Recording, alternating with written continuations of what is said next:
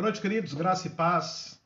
Estamos aqui iniciando mais uma live da 8ª Igreja Presbiteriana de Juiz de Fora. Que prazer imenso tê-lo aqui mais uma vez, participando aqui com a gente, em nome da 8ª Igreja Presbiteriana. Então já receba o nosso abraço neste momento, seja acolhido por nós e na certeza que teremos aqui momentos especiais na presença do Senhor, porque Ele é a razão de nós nos encontrarmos aqui nessa noite, é a razão da nossa existência. Nós louvamos, servimos, adoramos somente a esse Deus. Então quero que você convide a sua família para este momento, aí talvez na sua sala, na sua cozinha, onde quer que vocês se sintam melhor, para que nós tenhamos um momento de devocional na presença do Senhor. Não é como o nosso culto presencial, que é caloroso, em que nós podemos estar juntos ali, abraçando e adorando ao Senhor com alegria,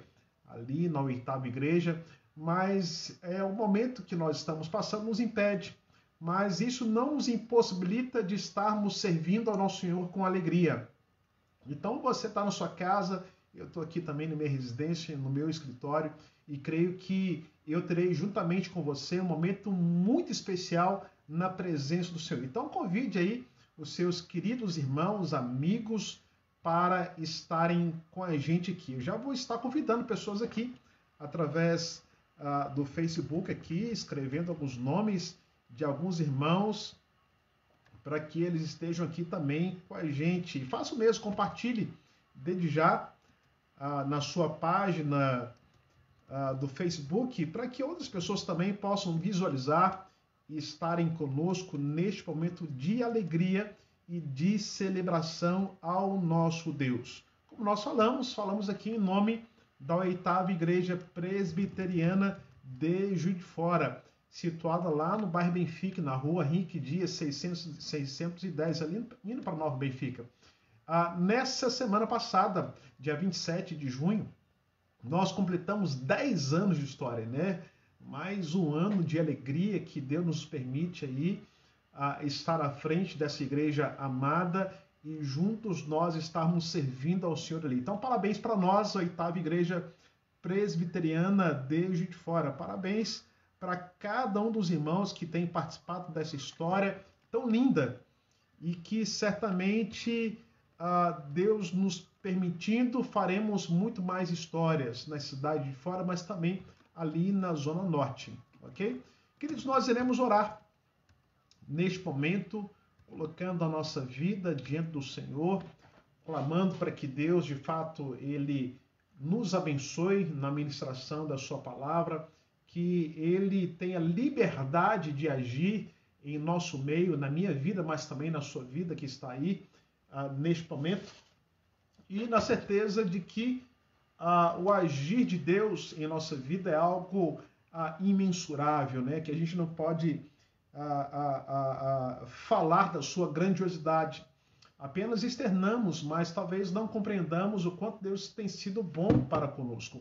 E eu quero convidá-lo para que neste momento você feche os seus olhos e nós iremos orar, colocando esse culto que nós prestamos a Deus diante dele, que nós sabemos que é imperfeito, mas ainda assim que a graça de Deus seja derramada sobre a nossa vida. Então, eu quero convidá-lo para que você feche os seus olhos e vamos falar com o Senhor neste momento. Deus, obrigado porque nós podemos estar aqui diante da Tua presença nessa noite mais uma vez. Obrigado porque o Senhor nos dá a oportunidade, ó Pai, de sermos pertencentes ao Teu povo, à Tua igreja, ao povo comprado pelo sangue do Senhor Jesus, esse sangue que nos purifica de todo pecado, que mudou a nossa vida e a nossa história um dia. Oramos por cada pessoa que estará conectada aqui nessa noite, que em nome do Senhor Jesus seja um tempo agradável de crescimento, de derramar do Teu Espírito sobre cada um de nós, ó Pai. Ó Pai, obrigado porque o Senhor nos permite, embora estejamos separados, mas não estamos distantes uns dos outros, ó Pai. O Senhor, somos corpo de Cristo, estamos conectados, ó Pai, para toda a eternidade. E neste momento, nós pedimos perdão pelos nossos pecados, pelas nossas falhas, que são inúmeras, ó Pai.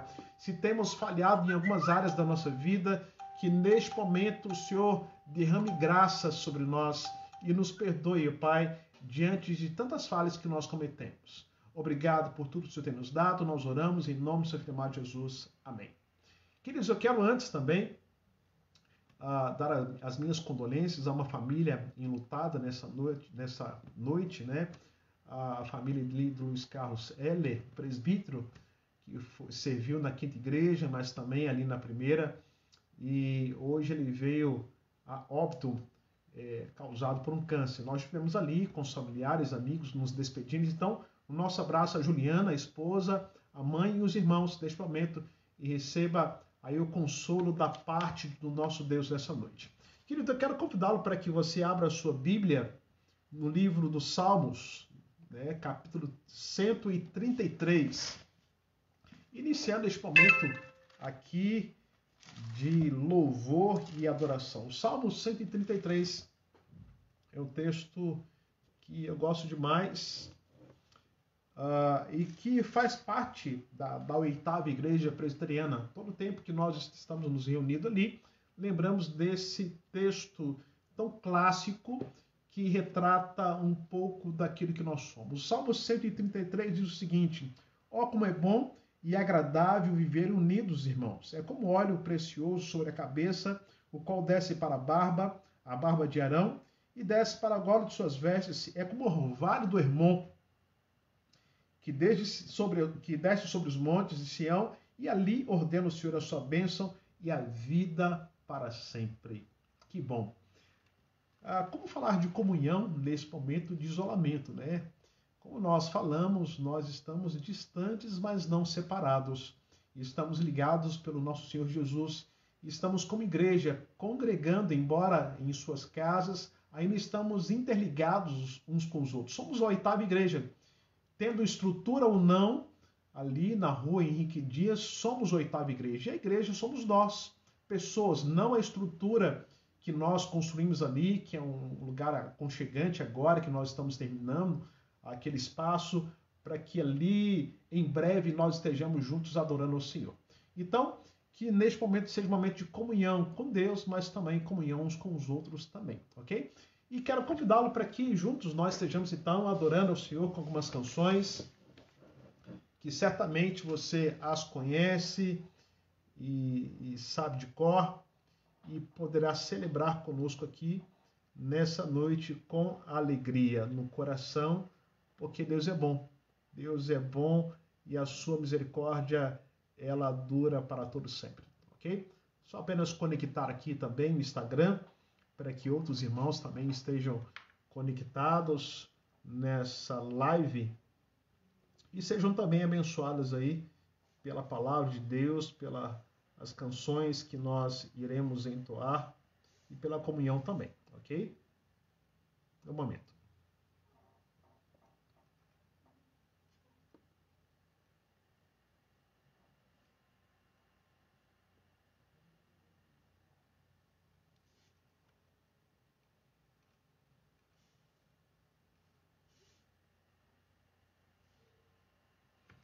Vamos adorar o Senhor com alegria?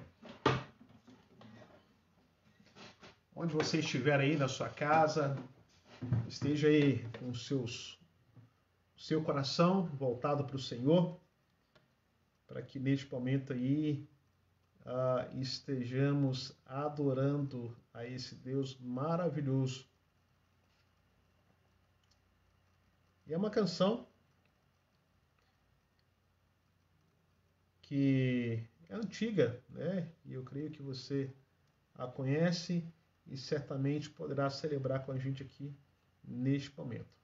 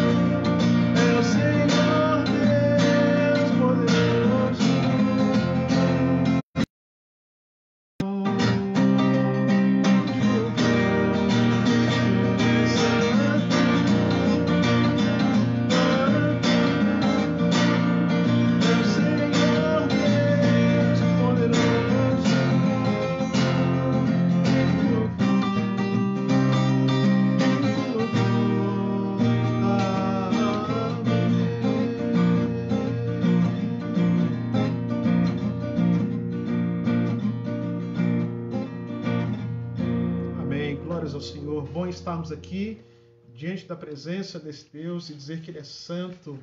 E aleluia quer dizer louvar ao Senhor.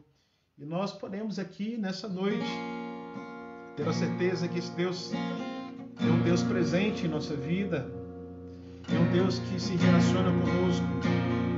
Podemos clamar por Ele.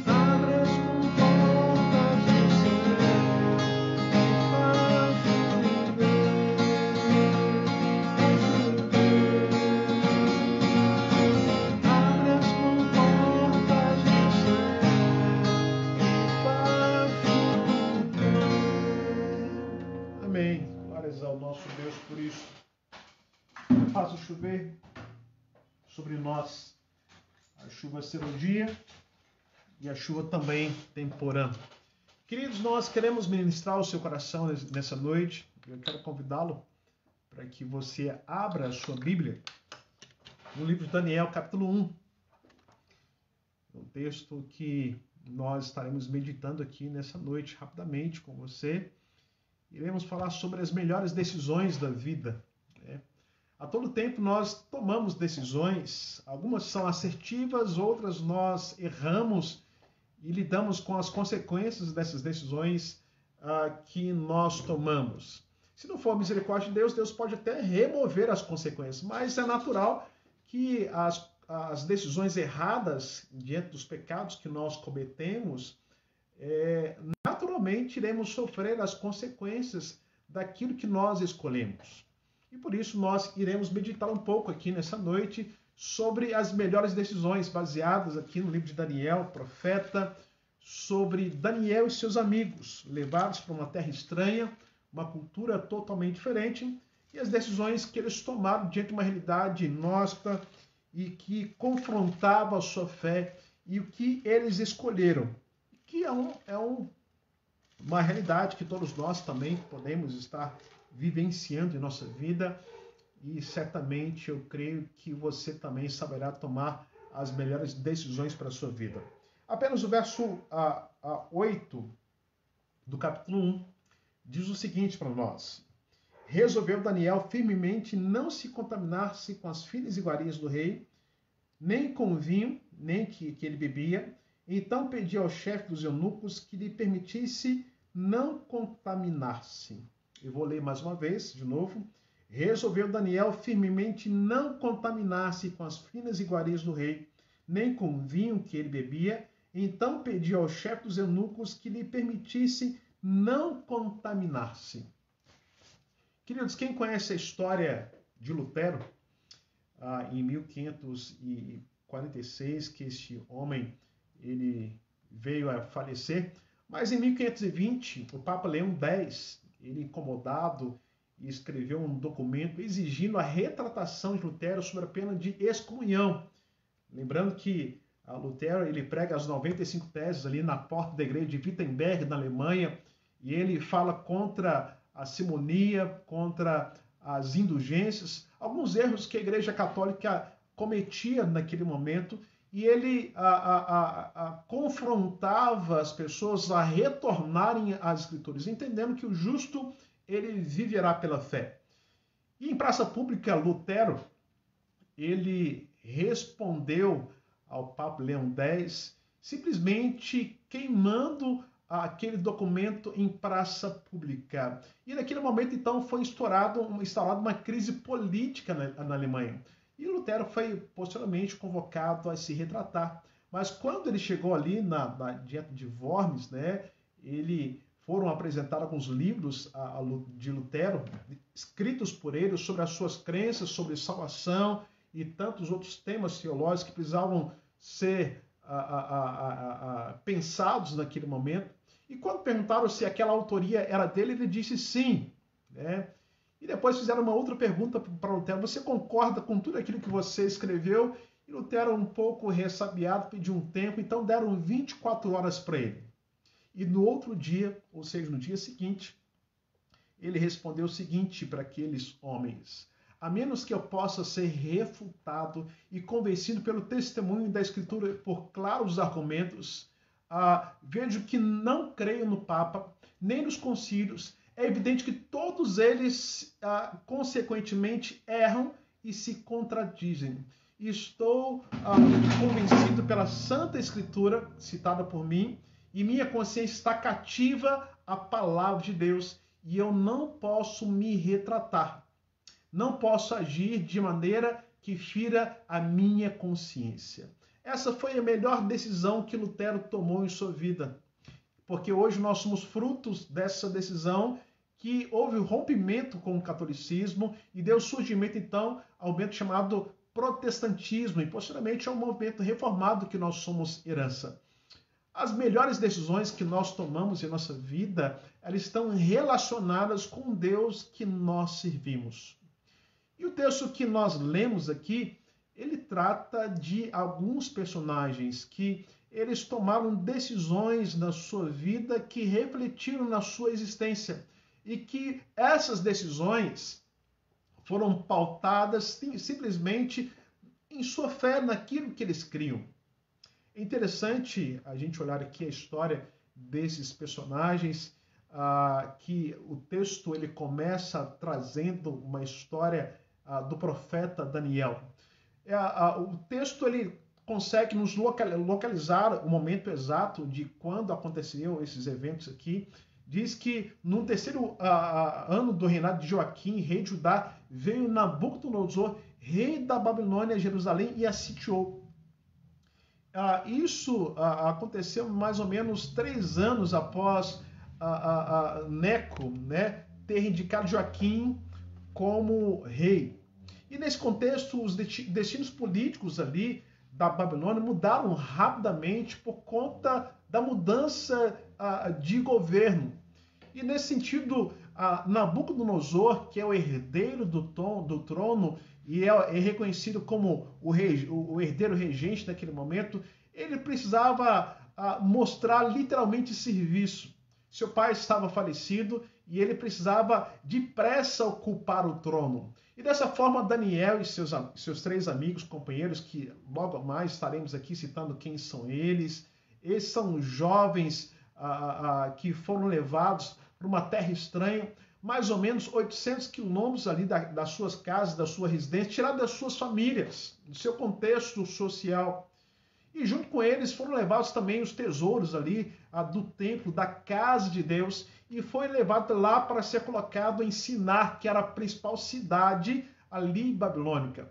E diz que esses jovens eram os provados, eram jovens saudáveis e eram príncipes entre os seus. E nesse contexto que nós vamos ver então que esses jovens de linhagem real, que eram nobres, sem nenhum defeito, que eram formosos de aparência, instruídos em toda sabedoria e ciência, entendidos de conhecimento e várias habilidades, eles foram escolhidos ali para servirem ao rei. E o processo de aculturamento desses jovens, eles deveriam ser ensinados quanto às letras e à língua dos caldeus. Num curso intensivo de treinamento de 3 anos, imagina só 3 anos, esses jovens sendo instruídos e para que pudessem servir ali ao rei da Babilônia. Eles tinham bem-estar, eles eram saudáveis, e naquele momento em que havia a preparação para que eles pudessem servir ao rei, eles poderiam esbanjar ali das finas iguarias que o rei oferecia, comer da comida, mas também beber da bebida do rei. Mas alguma coisa ali desses jovens chamados Daniel, Ananias, Misael e Azarias, e eles decidiram firmemente não se contaminar com as finas iguarias do rei. Alguma coisa naquele momento incomodou o coração daqueles jovens que eles não se permitiram se vender. Eles tomaram a melhor decisão das suas vidas a respeito de aquilo que eles aprenderam da sua fé, com seus pais, certamente, com todo o ensinamento religioso, a preparação que eles tiveram, que eles não poderiam se corromper diante daquilo que era oferecido para eles. E nesse contexto, aqueles jovens, eles tomaram a melhor decisão da sua vida, que é não abrirem mão de obedecer ao Senhor. A decisão de não comer das finas iguarias do rei era muito mais que uma questão de conveniência ou saúde. Certamente estava relacionada à integridade do voto que esses hebreus fizeram ao Deus Israel. E o significado, talvez, dessa impureza está relacionada a alimentos que, dentro do contexto ali de Israel, eram para eles considerados imundos ou impuros. E por isso ingerir, talvez, desses alimentos iria ferir o seu caráter, mas também a sua obediência a Deus. Então, eles, naquele momento ali que era oferecido para eles, eles não, num momento oportuno, não tinham muita saída, até que Daniel disse, então, para o chefe dos eunucos, você pode me alimentar durante 10 dias com legumes. Nós decidimos firmemente não contaminar com as finas iguarias do rei. Nós não iremos comer nem beber. Imagina só Daniel e seus amigos, que naquele momento eram escravos e estavam desafiando a ordem do rei da Babilônia, chamado Nabucodonosor. E quais foram as consequências dessa atitude, da decisão de Daniel e seus amigos? Se você olhar o capítulo 1 aqui, queridos, você vai perceber que no final dos 10 dias, a aparência desses jovens era melhor do que a dos outros que foram levados. Eles estavam muito mais robustos do que todos os jovens que comiam das finas iguarias do rei. Eles eram também muito mais capacitados com inteligência e toda a cultura, línguas e costumes. E Daniel também foi dado a ele a inteligência de visões e sonhos. E o rei ali, quando foi realizar o teste, ele percebeu que aqueles jovens eles eram 10 vezes mais doutos que todos os magos e encantadores que haviam no rei da Babilônia. Olha só, a melhor decisão que esses jovens tomaram em suas vidas. Não se contaminar com as finas iguarias do rei. E diante dessa decisão vieram consequências positivas em suas vidas. Deus abençoou a mente, Deus abençoou capacitando cada um deles a realizar de forma inigualável as tarefas que lhe foram confiadas. Eu quero dizer que vale a pena. Vale a pena quando nós não abrimos mão das convicções que nós temos. Queridos, nós estamos vivendo um tempo difícil. Século XXI, hoje são 1º de julho, né? Tem muitas coisas que estão acontecendo no ano de 2020 que são muito estranhas, muito esquisitas. E algumas tendem a ferir a nossa fé. E a tendência, muitas vezes, é nós abrirmos mão das nossas convicções em prol de decretos, de situações que muitas vezes ferem a nossa consciência cristã. Nós entendemos que nós, primeiramente, precisamos servir ao nosso Deus. É claro que estamos subordinados ao governo humano. Certamente, as Escrituras, Paulo nos orienta a estarmos debaixo das autoridades. Mas acima dessas autoridades existe um Deus que declara que toda autoridade foi dada por ele. E esses homens também estão a serviço de Deus. E, queridos, eu quero que nessa noite você compreenda que, se porventura existir algo que fira a sua consciência cristã, algo que o mundo tem empurrado a você, exigindo que você se posicione para servir ao mundo ao invés de servir a Deus, eu quero que você tome a melhor decisão, que cabe a cada um de nós entendermos que obedecer a Deus é a melhor decisão que nós tomamos em nossa vida.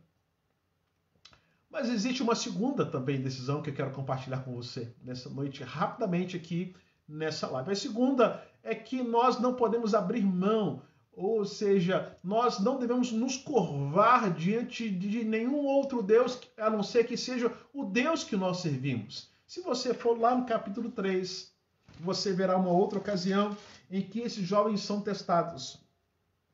E diz o texto aqui: o rei Nabucodonosor fez uma imagem de ouro que tinha 60 côvados de alto e 6 de largo, levantou-os no campo de Dura, na província da Babilônia. Então o rei Nabucodonosor mandou juntar os sátrapas, os pedreiros, os prefeitos, os governadores, os juízes, tesoureiros, os magistrados, os conselheiros e todos os oficiais da província para que viessem a consagração da imagem que o rei Nabucodonosor tinha levantado. Então se juntaram os sátrapas, os prefeitos, os governadores, os juízes, os tesoureiros, os magistrados, os conselheiros e todos os oficiais das províncias para Nabucodonosor tinha levantado. E estavam em pé diante da imagem que Nabucodonosor tinha levantado. Nisso o arauto apregoava em alta voz: ordena-se a vós outros, ó povos, no momento em que ouvirdes o som da trombeta, do pífaro da harpa, da cítara, do saltério, da gaita de foles e toda a sorte de música, vos prostrareis e adorareis a imagem de ouro que o rei Nabucodonosor levantou.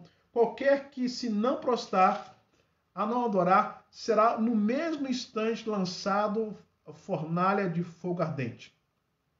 Portanto, quando todos os povos ouviram o som da trombeta, do pífaro, da harpa, da cítara, do saltério e de toda sorte de música, se prostraram os povos, nações, homens de todas as línguas e adoraram a imagem de ouro que o rei Nabucodonosor tinha levantado. Ora, no mesmo instante se chegaram alguns homens caldeus e acusaram os judeus e disseram ao rei Nabucodonosor: rei, vive eternamente. Tu, ó rei, baixaste um decreto pelo qual todo homem que ouvisse o som da trombeta, do pífaro, da harpa, da cítara, do saltério, da gaita de foles e de toda sorte de música se prostraria e adoraria a imagem de ouro. E qualquer que não se prostrasse, não adorasse, seria lançado na fornalha de fogo ardente. Há uns homens judeus que tu, construídos sobre os negócios da província da Babilônia, Sadraque, Mesaque e Abednego, estes homens, ó rei, não fizeram caso de ti, e teus deuses não servem, nem adoram imagem de ouro que levantaste. Então Nabucodonosor, irado e furioso, mandou chamar Sadraque, Mesaque e Abednego e trouxeram a estes homens perante o rei. Olha só que interessante. Um decreto do rei da Babilônia, Nabucodonosor, ele faz uma grande estátua e diz que e convida várias pessoas ali, os grandes homens do seu tempo, os prefeitos, governadores, gente ali importante. E quando fosse ali tocada as músicas, todos deveriam se dobrar diante da presença da estátua do rei. Só que Sadraque, Mesaque e Abednego decidiram firmemente também, assim como ali Daniel no começo, capítulo 1, verso 8, eles não se curvam, não se dobram diante da presença da estátua. E alguns sátrapas foram denunciar esses homens. E que diante do decreto dizendo, ó rei, tem esses homens aí que são judeus, que o Senhor colocou aí para governar, e diante do decreto, os senhores não estão cumprindo. E o Senhor diz que aqueles que não cumprissem deveriam ser jogados na fornalha. E o rei, então, muito irado, mandou chamar esses jovens. E lá, posteriormente, diante da presença do rei, houve ali um diálogo entre eles. E olha só a partir do verso 21. Então estes homens foram atados com seus mantos, sua túnica e chapéus e as suas outras roupas, e foram lançados na fornalha sobre a maneira acesa. Olha só. Então, diante da punição que foi dada a eles por não obedecerem ali o decreto de Nabucodonosor, a consequência foi ter sido lançado ali na fornalha de fogo ardente. Mas, entretanto, eles compreendiam que se Deus quisesse livrá-los, Deus livraria. E isso acontece. Na nossa narrativa, nós veremos Deus agir. Quando eles foram lançados, havia uns 3 ali presentes, mas havia também a presença de um anjo